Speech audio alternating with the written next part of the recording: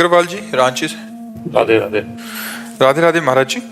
महाराज जी, मुझे शिव जी में ही बचपन से प्रीति है। महाराज जी, मैं और शिव जी की भक्ति को पुष्ट करने के लिए क्या क्या करूं?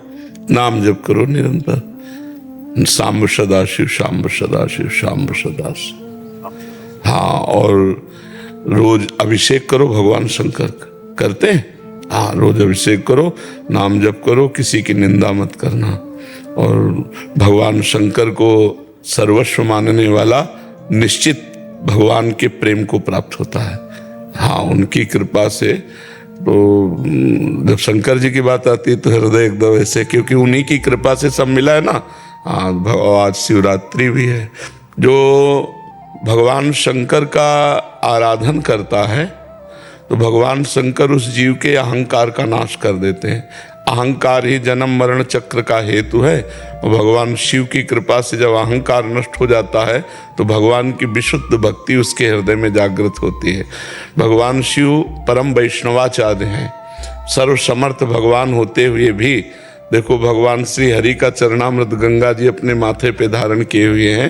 तो बिना शिव भक्ति के अहंकार नाश नहीं होता, बिना अहंकार नष्ट हुए हरि की भक्ति नहीं होती। तो शिव और हरि दोनों एक होते हुए भी सर्वप्रथम शिव आराधना। शिव आराधना से ही जा पर कृपा न करें पुरारी, सो न पाओ मुनि भगत हमारी। हमको लगता है सबको पहले भगवान शंकर की आराधना करनी चाहिए। भगवान शंकर की आराधना से ही भगवान श्री हरि में विशुद्ध प्रेम। और कोई भी विद्वान जो अद्भुत विद्वान है वो भगवान शंकर की कृपा से होगा। कोई भी उत्तम सदगति अगर हुई वो भगवान शंकर की कृपा से होगी। तो भगवान शिव बहुत करुणामय है, करुणावतारम ही है। तो उनकी आराधना करने, और उनकी आराधना में खास बात ये है, एक लोटा जल और धतूरे का फल। विश्व में कोई देवता नहीं जो खाता धतूरे का फल। कोई देवता लेगा? हाँ, धतूरे अकौड़ा का फूल। उन्होंने चुनकर के ऐसी सेवाएं ली कि किसी को कोई तकलीफ ही न पड़े। जंगल में कहीं भी चले जाओ, बिल्व पत्र ले लो, धतूरे का फल ले लो, कौड़े का फूल ले लो, सबसे ज्यादा प्रिय चीजें हैं ये। और एक लोटा जल चढ़ा दो, प्रणाम कर लो, इतने में खुश हैं भगवान शंकर। हाँ, बहुत आशुतोष है, शीघ्र प्रसन्न होने वाले, बहुत करुणामय और महान शक्ति है। पूरे विश्व का विनाश करने का पावर इनमें। तीसरा नेत्र खोल दे तो सब हाहाकार मच जाए। और इन्हीं के अर्धांग से काली, दुर्गा, अंबिका, ये सब इन्हीं के तो अर्धांग में विराजमान है। भगवान शिव की जितनी शक्तियां हैं उन्हीं के अंश से तो प्रकट है। तो भगवान शिव की आराधना सबको करनी चाहिए। धन प्राप्ति के लिए, बुद्धि प्राप्ति के लिए, परिवार मंगलमय हो इसके लिए, या भगवान की प्राप्ति के लिए, या तत्व ज्ञान के लिए, जो चाहो भगवान शिव प्रदान करेंगे। तो सबको चाहिए भगवान शिव की आराधना करे। 2 मिनट लगता है।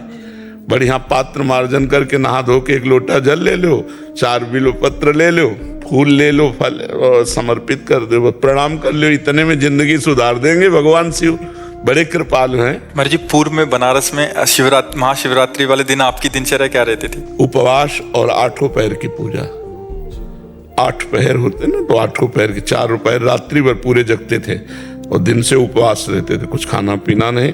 भगवान शंकर की आराधना। वहाँ तो विश्वनाथ जी हैं, काशी विश्वनाथ जी, तो वहाँ तो 8 पैर की आराधना होती है। वहाँ तो अब तो काशी है, भगवान का घर है वहाँ तो। महाराज जी, आराधना में आप नाम स्मरण करते थे? मंत्र। हाँ, मंत्र जब अपवित्र दशा में जैसे शौच जा रहे हैं तो फिर नाम जप करते थे, और यही जप करते थे, सांब सदाशिव सांब सदा। हाँ, यही जप। महाशिवरात्रि में रात्रि की महिमा है महाराज जी। उस समय रात्रि पूरी रात जैसे नहीं, पूरे 8 पहर की, 8 पहर की पूजा की महिमा। 4 पहर दिन के और 4 पहर रात्रि के, 8 पहर के।